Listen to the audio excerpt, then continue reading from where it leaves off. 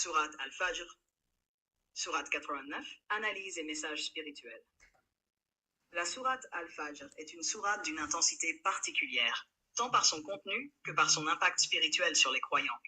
Elle met en garde contre l'oubli de Dieu, illustre le destin des peuples arrogants et se termine par une promesse de paix et de félicité pour les âmes croyantes.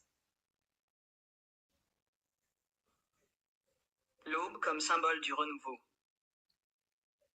La sourate commence par un serment d'Allah, par l'aube, par les 10 nuits, par le Père et l'Impère, par la nuit quand elle s'écoule.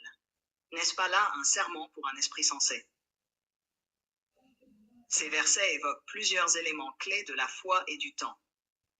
L'aube symbolise l'éveil spirituel après les ténèbres de l'ignorance. Les 10 nuits sont souvent interprétées comme les 10 premiers jours de Dhul-Hijjah, période sacrée du Hajj. Le Père et l'Impère représentent l'harmonie et l'équilibre dans la création divine. La nuit qui s'écoule rappelle que tout est éphémère et que le cycle du temps est sous le contrôle de Dieu.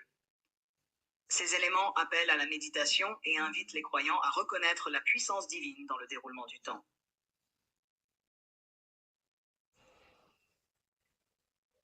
Shur 2, le châtiment des nations arrogantes. Allah rappelle le destin tragique de civilisations qui, par leur arrogance et leur désobéissance, furent anéanties. N'as-tu pas vu comment ton Seigneur a agi envers Ad, et Thamud, qui taillait le rocher dans la vallée, et Pharaon, l'homme au pieu? Tous ceux-là étaient des tyrans sur terre, et y multiplièrent la corruption. Alors ton Seigneur déchaîna sur eux un fouet de châtiment. Ces peuples symbolisent Ad, connus pour leur force physique et leur arrogance, ils ont rejeté le message du prophète Hud. Thamud, experts en architecture mais aveuglés par leur matérialisme, ils ont nié le message du prophète Salih et tué la chamelle envoyée par Dieu en signe. Pharaon, symbole ultime de l'oppression, il s'est cru supérieur à Dieu et a persécuté les enfants d'Israël. Leur destruction rappelle aux croyants que l'orgueil et la corruption conduisent inévitablement à la ruine. L'épreuve de l'homme face à la richesse et à la pauvreté. Allah met ensuite en lumière une tendance humaine universelle, l'attachement excessif aux biens matériels et l'ingratitude. Quant à l'homme, lorsqu'Allah l'éprouve en l'honorant et en le comblant de bienfaits, il dit « Mon Seigneur m'a honoré ». Mais lorsqu'il l'éprouve en lui restreignant sa subsistance, il dit « Mon Seigneur m'a avili ». Ces versets enseignent que la prospérité et l'adversité sont des épreuves. L'aisance matérielle ne signifie pas nécessairement que Dieu nous approuve. La pauvreté n'est pas un signe de disgrâce divine. Ce rappel invite à l'humilité et à la gratitude, peu importe la situation.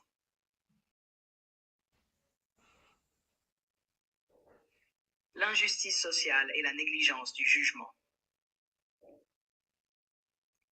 Allah dénonce ensuite le comportement des hommes face aux plus vulnérables. Non, vous n'honorez pas l'orphelin et vous n'incitez pas à nourrir le pauvre, et vous dévorez l'héritage des autres avec avidité, et vous aimez la richesse d'un amour immodéré. Ces versets condamnent le mépris des orphelins et des pauvres, preuve d'un cœur endurci. L'accumulation excessive de richesses qui détourne du véritable objectif de la vie.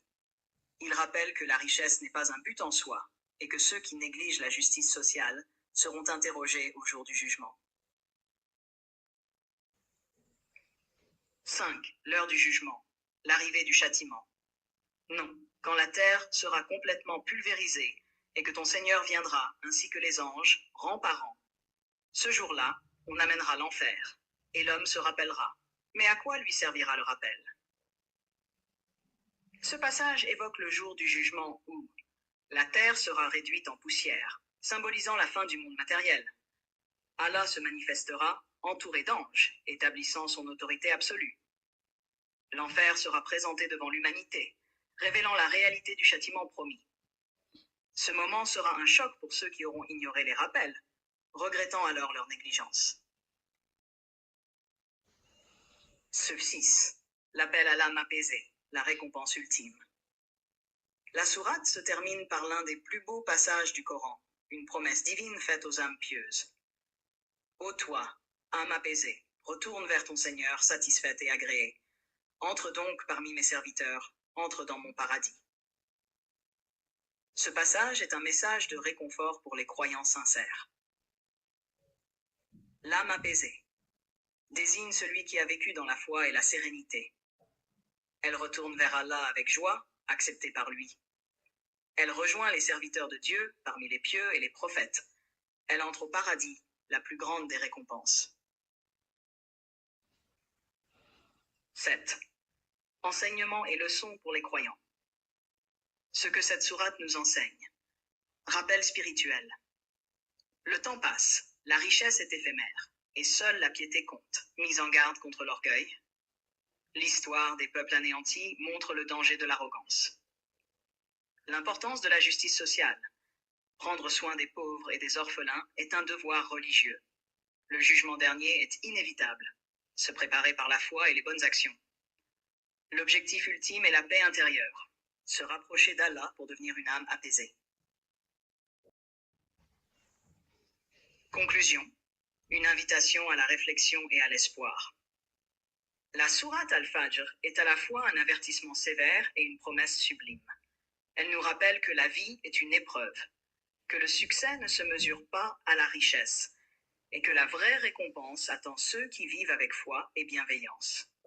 Son dernier verset, « Ô toi, âme apaisée », est un message d'espoir pour tout croyant qui cherche à atteindre la sérénité spirituelle et l'acceptation divine.